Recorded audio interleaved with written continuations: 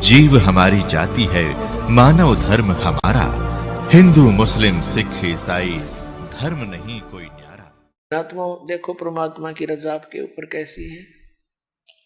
थोड़ी सी गर्मी होती है, परमात्मा बच्चा अपनी प्यारी आत्माओं के अमृत बरसा देते हैं, ठंड सी कर देते हैं कि ताकि ये बच्चे परमात्मा की मेरी महिमा को सुन लें।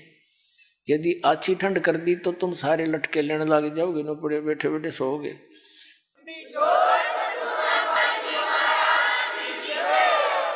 तो जितनी आवश्यकता है उतना ही अपने बच्चों को डोज देंगे। और पुण्यात्माओं, यदि जिसमें पूरा विश्व इस सत भक्ति को स्वीकार करके और अपने अपने घरों में ये पांचों यज्ञ किया करेगा, फिर देखना सतयुग में ऐसा होता था, इतने पुण्यकर्मी प्राणी होते थे। यदि कोई 10 व्यक्ति बैठकर और चर्चा कर देते थे कि भगवान वर्षा नहीं हुई, आपके बच्चे दुखी हो गए, उसी समय परमात्मा वर्षा कर देते थे। यानी कोई अभाव सतयुग में नहीं होता था। पिता से पहले पुत्र नहीं मरता था, स्त्री विधवा नहीं होती थी। अपने आत्माओं, जब हमारे कर्म सुधर जाएंगे और जो हम कर्म कर रहे हैं सत भक्ति ये पूरा विश्व करेगा, तो सब वही सतयुग जैसा ही एक बार फिर से वातावरण होगा। ये तो भगवान ने बोल ही रखा है, तो होगा ही होगा, इसलिए तो रोक के नहीं सकता। तो ये तरीका अब स्टार्ट हो गया, इसकी प्रारंभ हो गया है अब सतयुग आने का। इस ज्ञान से बात बनेगी। हाहाकार मची हुई है, भाई बहन का प्यार रहा ना माया माया दिखे है। सारा दिन जोड़ तोड़ में जीवन जाता है। 2 लड़कियां विवाह योग्य होगी, माता पिता की नींद हराम हो जाती है और उधर से रिश्तेदारों तक परेशानियां पैदा हो जाती है। तो एक ऐसा सिस्टम बनाया जाएगा, ये पुरानी परंपराओं को सेट किया जाएगा। ये हमारी भक्ति बाधक है। और ये तो एक जिनको ज्ञान नहीं वो करते हैं ये डीजे पीजे। बता, परमात्मा कहते हैं कि झूठे सुख को सुख कहे यू मान रहा मनमोद, यू सकल जबीना काल का कुछ मुख में कुछ बोध। अब जैसे एक लड़के का विवाह था, सारा परिवार डीजे का नाचर बेगनता रखा। अगले दिन वो बारात जा रही थी, जिस गाड़ी में दुल्हा था 7-8 उसके साथी थे। एक टैंकर के टकरा के मृत्यु को प्राप्त हो गए। 7-8 आदमी थे उस कार में, सारे मर गए अगले दिन। फिर समाचार पत्रों में उनके चित्र थे, उनकी बहनों के और माता पिता के रोते हुए उनके बाल पाड़ रहे थे, टक्कर मार रहे थे। अब बजा ले डीजे। नानक साहिब जी को कहा करते लोग कि आप कभी खुशी नजर नहीं आते, मायूस से रहते हो। तो वो कहा करते, ना जाने काल की कर डारे, किस विध ढल जा पास आवे, और जिन आते सरते मौत खुड़क दी उन्होंने केड़ा हंसावे। या ना जाने कब के बिजली गिर जा, अरिया डांस से नाचे। ये तो शराब नशे में कर सकता है आदमी ऐसे काम, होश हवास में ये गलती नहीं कर सकता। विशेषकर भगत तो कर ही नहीं सकता। और भगत होकर ऐसा करता, फिर उसका भक्ति का कोई रंग चढ़ा नहीं, वो तो संसार के ही रंग में रंगा हुआ है। तो नानक साहिब जी से फिर पूछा करते थे, हे भगवान, क्या आप कभी प्रसन्न नहीं होते, आप कभी खुशी नहीं मनाते?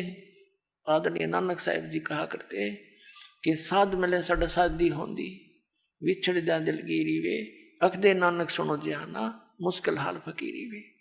कि जब सत्संग होता है, सत्संग क्या करते थे नानक साहिब जी, कहते थे जब सत्संग होता है और मेरे बच्चे वापस आते हैं तो मुझे खुशी होती है।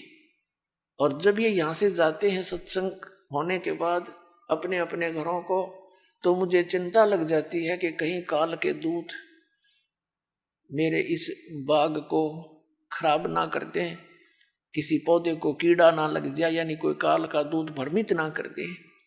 क्योंकि नानक साहिब जी के विरोधी बहुत थे, पूरा हिंदू समाज विरोधी था, सब ब्राह्मण विरोधी हो गए कि तो ब्रह्मा विष्णु महेश से को कुछ नहीं समझता, इनसे ऊपर भगवान बताता है। तो कहते थे कि जब ये मेरे बच्चे वापस आ जाते हैं साधु संगत, तो मेरी खुशी का ठिकाना नहीं रहता कि ये बचे हुए हैं काल के दूतों से। तो कहते थे साध मिले साड़ी शादी होंदी, ये भक्त आते हैं, सत्संग होता है, वो हमारी शादी है, विवाह है, वो खुशी है। साध मिला साढ़े शादी होंदी विछड़ जा दिलगिरी वे, अख दे नानक सुनो जिहाना, या मुश्किल हाल फकीरी वे। फकीरी माने भक्ति, मुश्किल हाल फकीरी वे, कि ये भक्ति इतनी कठिन बना दी इन लोगों ने, क्योंकि हमारी मर्यादा जो है वो समाज से मेल नहीं खाती। और समाज से मेल ना खाने से अन्य समाज के लोग हमारे भक्तों के साथ एक विशेष वाद विवाद करते हैं, और कुछ कमजोर व्यक्ति के भक्त समाज लोक लाज में आके और मर्यादा तोड़ देते हैं। मर्यादा टूट जाने के बाद फिर परमात्मा साथ नहीं देता। तो पुण्यात्माओं, हमने इन सब व्यवस्थाओं को सेट करना है। बुद्धिमान समाज है, कोई किसी के ऊपर जो दास नियम बताता है, ये कोई थोपे नहीं जाते, ये विद इसको पूर्ण ज्ञान के साथ आपको बताया जाता है कि ये करने से हमें भक्ति में यह हानि होगी और ऐसा न करने से हमें ये लाभ होगा। तो फिर बुद्धिमान समाज इसको स्वीकार कर रहा है। छोटे छोटे बच्चे भी आते हैं, कहते हैं जी मेरे पापा ने मेरे से बीड़ी मंगा ली, बंडल मंगा लिया, बहुत रोते हैं, मेरा नाम टूट गया। पापा तो बीड़ी पीवे और पुत्र माँ के साथ आकर ऐसी अच्छी शिक्षा ग्रहण करता है, तो उस पापा को भी समझना पड़ेगा एक दिन, और वो छोड़नी पड़ेगी सारी बुराई। एक कह रहा था व्यक्ति ने बोला, मेरे को तो इस मेरे पुत्र ने लाइन पर लाया, जब मैं बीड़ी पीऊं ये उठ कर चला जा, और मुझे इसमें प्रेम गणा, और बीड़ी नो के पापा ये अच्छी चीज नहीं, इसको छोड़ दे। तो आखिर में मनवा छोड़नी पड़ी। एक भक्त कह रहा था जी, मैंने अपने लड़के से बीड़ी मंगा ली बंडल दुकान से, लेकिन वो डर के मारे चला तो गया।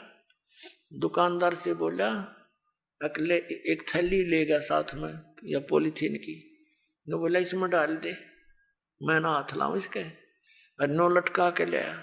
नो बोला ले पापा पकड़ तेरी बंडल। वो कहने लगा क्यों ऐसे क्यों लाया तू? अगर मेरा नाम टूट गया, 5-6 वर्ष का लड़का था, मेरा नाम खंडित हो जाएगा, जा हाथ लग गया इसके। तो बुद्धिमान व्यक्ति था, वो भी कहने लगा उस दिन मेरे एकदम जैसे घड़ों पानी पड़ जाया करे। अरे यूं बालक तो इतनी समझ रखता है क्या, इतनी बुरी चीज हाथ लाने में पाप इसके, और मैं पी रहा हूँ। बोला मैंने उस दिन तोड़ दी वो सारी बीड़ी, उसके बाद छुआ नहीं और नाम ले लिया आके। तो पुण्यात्मा ऐसे सुधार हो गए।